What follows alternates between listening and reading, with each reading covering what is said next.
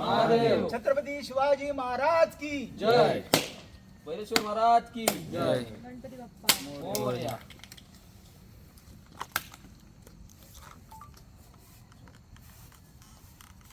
गणपती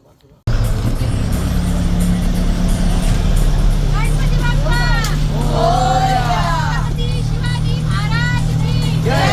छत्रपती संभाजी महाराज की जय.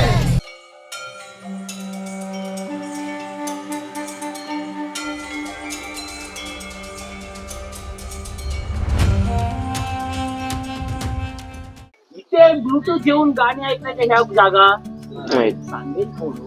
हे कोणी सांगितलं पाहिजे? कोणी सांगितलं पाहिजे? घरातून निघताना समजलं?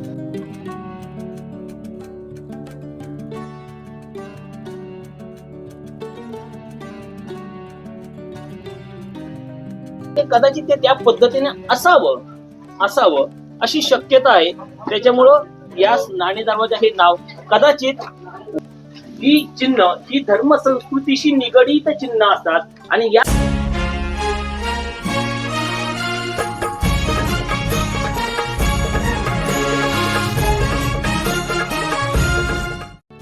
तर मित्रांनो, आपण आता येऊन पोहोचले ते महादरवाजापाशी आणि आपण या व्हिडिओमध्ये पाहणार आहोत संपूर्ण महादरवाजाचा अभ्यास आणि इतिहास कशा प्रकारे या महादरवाजाची रचना करण्यात आलेली आहे. या संपूर्ण गोष्टीचा आपण या व्हिडिओमध्ये अभ्यास करणार आहोत. तर व्हिडिओ शेवटपर्यंत पहा. आज्ञापत्र नावाचा ग्रंथ शिवरायांचे जे अमात्य होते रामचंद्र पंत निळकंठ यांनी आज्ञापत्र नावाचा ग्रंथ लिहिला. ह्या रामचंद्र पंत निळकंठाने म्हणजे रामचंद्र पंत अमात्यांनी या महाराष्ट्राची फार मोठी सेवा केलेली आहे. त्या रामचंद्र पंतांनी एकूण महाराष्ट्राच्या 5 छत्रपतींच्या हाताखाली काम केलंय. किती? 5. म्हणजे किती मोठा माणूस असेल. शिवरायांनी त्यांना अमात्य पद दिलं. शंभूराजांच्याकडे सुद्धा ते होते, राजाराम राजांच्याकडे होते, दुसरे शिवाजी त्यांच्याकडे होते आणि राजारामांचे पुत्र दुसरे संभाजी कोल्हापूरकर यांच्याकडे होते. ते दुसरे संभाजी होते कोल्हापूरकरांचे गादीतले. त्यांनी म्हणले थोरले महाराज मसलत कसे करायचे, म्हणजे शिवाजीराजे मसलत कशी करायचे, राज्य कसे चालवायचे हे एक वेळ आम्हाला सांगा. मग महाराज राज्य कसे चालवायचे किंवा महाराजांची नीती काय होती, ज्याला आपण शिवनीती म्हणतो, हे जे लिहून ठेवलंय हे रामचंद्र पंत अमात्यांनी आज्ञापत्र नावाचा ग्रंथ आहे. आवाज नको आता. प्रत्येक मराठी माणसाने आवर्जून वाचावा, स्वतः वाचावा, मुलाबाळांना वाचण्यासाठी द्यावा. इतका साधा, सोपा, सरळ परंतु भाषा अगदी जीवाला लागण्यासारखी भाषा आहे. त्याच्यामध्ये ते म्हणतात की दरवाजे बांधावेत ते पुढे बुरुज देऊन, येता जाता मार्ग तोफेच्या आहारी जाईल ऐसे करून दरवाजे बांधावेत. हा श्रीमंत रायगडाचा महादरवाजा बांधत असताना तो इतका आतमध्ये बांधलाय की जोपर्यंत आपण समोर येत नाही तोपर्यंत हा दरवाजा कुठे आहे आपल्या लक्षात येत नाही. आपण जो सगळा टप्पा चढलो, चालत आलो, हा सगळा मार्ग वर जो चिलखती बुरुज आहे पलीकडच्या बाजूला त्या बुरुजाच्या समोर येतो. म्हणजे येणारा शत्रू त्या बुरुजावर ज्या तोफा असतात त्या तोफांच्या खालूनच येणार. म्हणजे कोणीही आगंतुक व्यक्ती असेल किंवा शत्रू असेल तो सहजरित्या रायगडच्या महाद्वारापर्यंत येऊ शकत नाही. जर शत्रू इथे आलाच तर वर बघितल्यानंतर आपल्याला कुठेतरी मोठ्या खोल विहिरीमध्ये आलेलो आहोत. एकदम हे आहे, याला गोमुखी बांधणी म्हणतात. गोमुखी म्हणजे ज्याचा आपण जपमाल ठेवतो ती पिशवी असते त्याला गोमुखी असं म्हणतात. कारण त्या जापकाने किती माल जपले हे बाहेरच्या व्यक्तीला कळत नाही. त्या पिशवीला गोमुखी म्हणतात. गोमुखी जोपर्यंत समोर जात नाही, पिशवी उघडत नाही, तोपर्यंत हात नक्की कितव्या मान्यावर आहे ते समजत नाही. इथपर्यंत जर शत्रू आला तर या वर दिसतात तिकडे 2 आहेत आणि या मागच्या बाजूला 3 आहेत. याला जंग्या म्हणतात. या जंग्यांमधून उकळतं तेल, गरम पाणी, पेटते निखारे किंवा धनुष्य बाणांचा मारा असेल किंवा ठासणीच्या बंदुकींचा मारा असेल, बरकंदाज तो मारा करत असतील. बरं, यांची बांधणी सुद्धा करत असताना ह्या जर वरच्या पायऱ्यांवर तुम्ही उभे असाल तर तिथून मारा होऊ शकतो, इथून मारा वरच्या पायरीवर शक्य नाहीये. अशा इकडे या 3, या 2 आणि या बाजूला आतमध्ये 1 आहे. अशा एकूण 6 जंग्या आहेत. यांना जंग्या म्हणतात. रायगडावर शत्रू इथपर्यंत आला, महादरवाजापर्यंत, आणि त्यांनी म्हटलं की एखाद्या हत्तीने धडक देऊन दरवाजा उद्ध्वस्त करूया. तर त्या दरवाजाला पूर्वीच्या काळी पण खिळे होते. आता सुद्धा तो दरवाजा नवीन जो बसवलाय आता सुद्धा त्यांनी खिळे केलेत. सर्वात महत्वाची गोष्ट, रायगडाचा येण्याचा मार्ग जर बघितला तर हत्ती इथपर्यंत येणे जवळपास अशक्य. तरीही रायगडावर हत्ती नेला होता. मग हिंदी ऑफिसने त्यांनी कुठे लिहिला, कुठे बघितला तो आपण दरबारामध्ये मी सांगणार आहे. व इथे आल्याच्या नंतर जर आपण ठरवलं की एखादा लाकडाचा ओंडका घेऊन दरवाजावर त्याचा प्रहार करूया आणि दरवाजा फोडून आपण आतमध्ये जाऊया, परंतु लॉ ऑफ मोशन्स, गतीचे नियम लिहिले. कोणी? गतीचे नियम,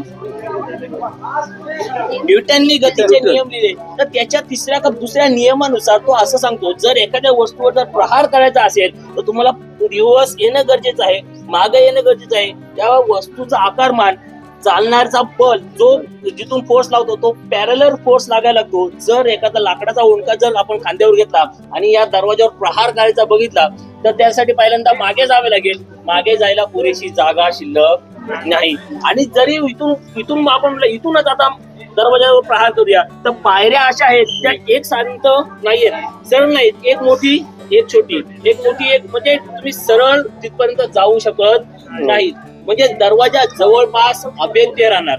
अशी ही रायगडाची, या श्रीमंत रायगडाच्या महादरवाजाची ही बांधणी केली होती. हे जे दोन बुरुज आहेत यांना जय आणि विजय अशी आपण नावं दिलेली आहेत.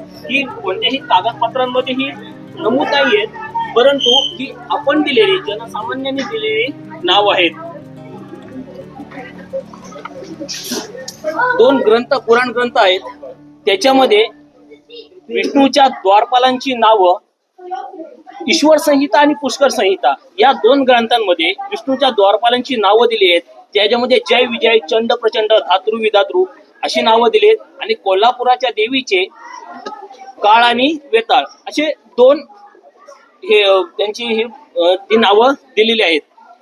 तिथून आतमध्ये आले, एखादा राजा ज्यावेळी राजगादीवर बसतो, ज्यावेळी सिंहासनावर बसतो, त्यावेळी तो विष्णूचं स्वरूप असतो. मग विष्णूचे जे द्वारपाल होते जय आणि विजय यांची नावं, जर राजा जर विष्णू असेल तर राजधानीचे हे दोन बुरुज म्हणजे विष्णूचे द्वारपाल जय आणि विजय होय अशी समजूत आपण देवगोळ्या माणसाने केली आणि म्हणून ह्यांना नावं जय विजय अशी नावं दिलेली आहेत.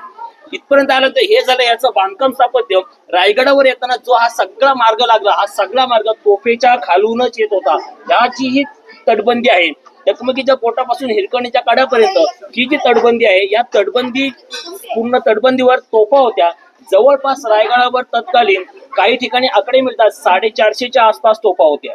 किती? 450. या तेवढ्या तोफा होत्या, कारण राजधानीचा गड आहे. मग त्याच्यातूनच हा मार्ग वर येत होता. शत्रू जर इथपर्यंत आला तर हा दरवाजा जवळपास फोडणं अशक्य. आता तुम्ही येताना पायरी मार्ग व्यवस्थित होता, परंतु ही शेवटची चढण अगदी जीव खाणारी.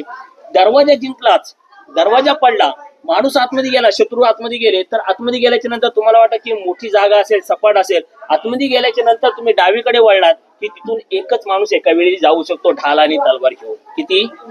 हजारोचा लोंढा जरी बाहेर आला तरी तिथून आतमध्ये जाताना गडावर मार्गक्रमण करायचं असेल तर फक्त एकच जाणार. जर एक शत्रू जर तिथून गेला तर आजूबाजूला असलेले आपले मराठी त्याचा घात करणार.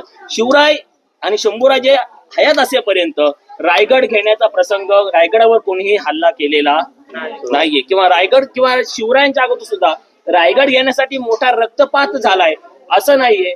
म्हणून कदाचित राजगड सोडून महाराजांनी राजधानी ही रायगडावर नेली. त्याला अनेक कारणे सुद्धा आहेत. रायगडाची सपाट जागा, राजगडावर असलेली कमी जागा, किंवा मग राजगडापर्यंतच्या पायथ्यापर्यंतची सपाटी, ही वेगवेगळी त्याला सुद्धा अनेक कारण आहेत. त्यातलं हे एक कारण असावं. हे झालं स्थापत्य. वर जर बघितलं, सगळ्यात वरती जी चिन्ह दिसतात त्यांना बिल्वदल पत्र म्हणतात, बेलपत्र. सगळ्यात वरती चिन्ह दिसतात त्यांना बेलपत्र म्हणतात.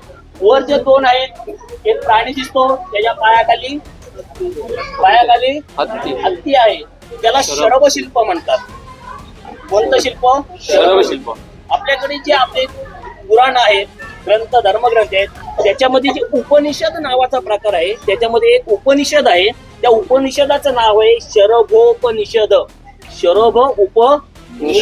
शरभोपनिषद. तो शरभ हे चिन्ह, हा शरभ म्हणजे भगवान शिवशंकराचा अवतार. हिंदू धर्मशास्त्रामध्ये 4 पंथ आहेत. किती? 4. कुणाला माहितीये? मग सगळी हे देव मंडळी पुन्हा भगवान शिवाकडे गेले आणि म्हणले तो नष्ट करेल, काहीतरी कर. मग त्या नृसिंहाचा निपात करण्यासाठी भगवान शिवानी जो अवतार घेतला तो शरभ अवतार. मग त्यावेळी समज होती पृथ्वी तलावर सगळ्यात बळदंड प्राणी म्हणजे हत्ती. हत्ती एवढा बळदंड कोणच नाहीये. मग तुमचा राजा जर हत्ती असेल तर आमचा राजा त्या हत्तींवर विजय मिळवणारा शरभ आहे. हे ताकदीचं प्रतीक आहे. सकाळी सांगितलं हिंदू धर्मशास्त्रानुसार ज्या मूर्त्या आहेत हे प्रतीक आहेत प्रत्येक गोष्टीची आणि प्रत्येक गोष्टी, म्हणून आपण त्याची पूजा करतो जेणेकरून ते भाव, ते वाईब्स आपल्यामध्ये, ते तरंग आपल्या शरीरामध्ये उतरले पाहिजेत. जर तुमचा राजा हत्ती असेल तर आमचा राजा शरभ आहे. असे या शरभाचे जवळपास 32 प्रकार आहेत. काही पंख रहित असतात, काही पंख विरहित असतात. हा एक गज विजयी शरभ आहे.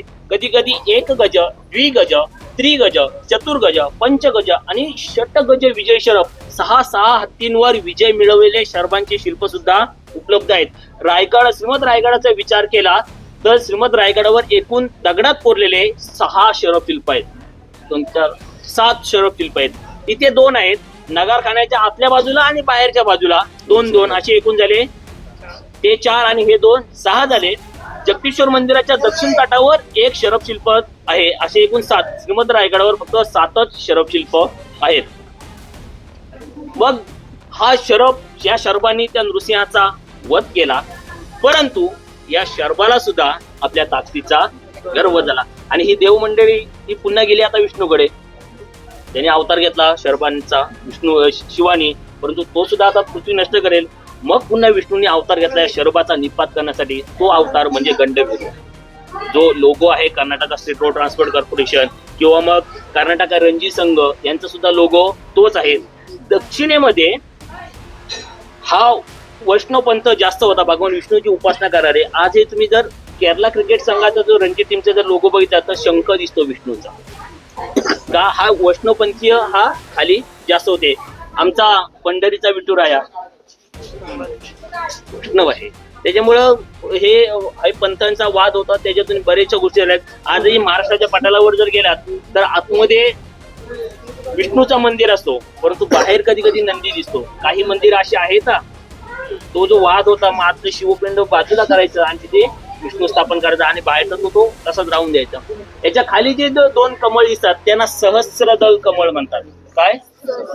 सहस्रदल कमळ म्हणतात. सहस्र म्हणजे 1000, सहस्र म्हणजे 100, दशक म्हणजे 100, सहस्र म्हणजे शतक ना, सहस्र म्हणजे 1000,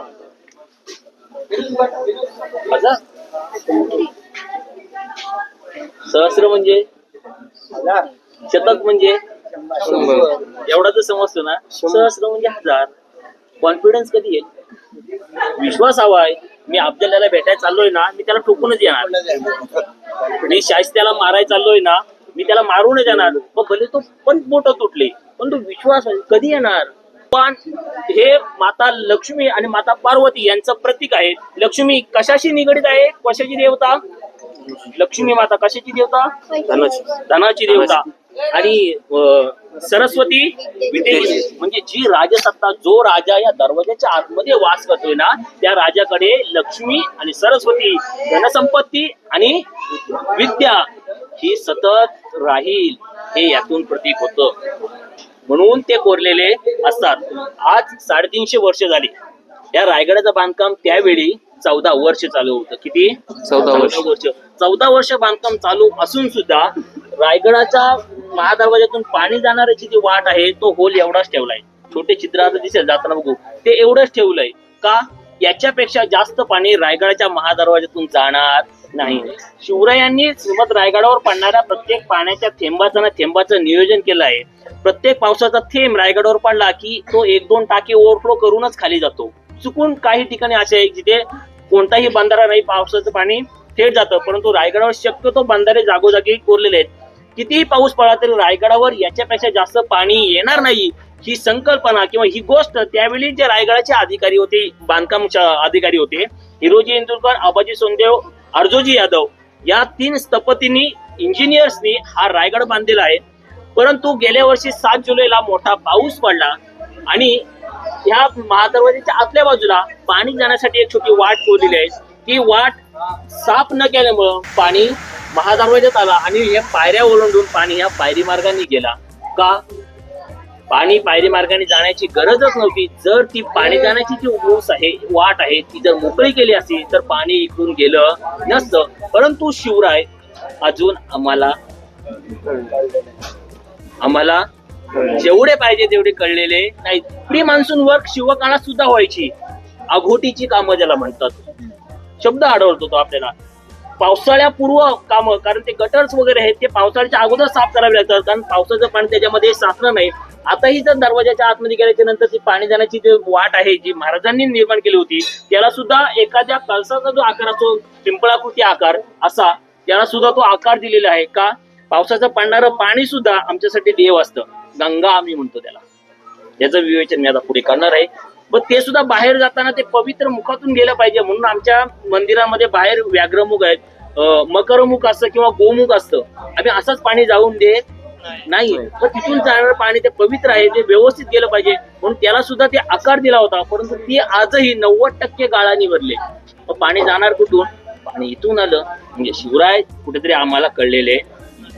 350 वर्ष झाली. 1656 एप्रिल 1656 शिवरायांनी हा रायरी घेतला. रायरी घेतल्याच्या नंतर रायरीचं रूपांतरण राजधानीच्या गडामध्ये रायगडमध्ये करत असताना ही बांधकाम करायला सुरुवात झाली. 350 वर्ष झाली जवळपास. आजही हे बुरुज जसेच्या तसे उभे आहेत. ह्याच्यामध्ये मिश्रण मी मगाशी वापरले. ह्याच्यामध्ये 2 दगडांमध्ये असलेलं हे मिश्रण बाहेर आलं.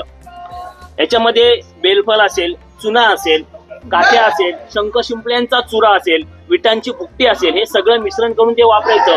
हे सगळं मिश्रण बाहेर आलं तरीही बांधकाम आजपर्यंत पडलेलं आढळ आहे. बांधकाम जसं आहे तसंच आहे. कारण या 2 दगडांमधलं एक बांधकाम, एक जे मिश्रण आहे ते आजही बाहेर आलेलं नाहीये. ते दिसत नाही, पण ते मिश्रण असतं. त्या मिश्रणाचं नाव आहे निष्ठा. काय?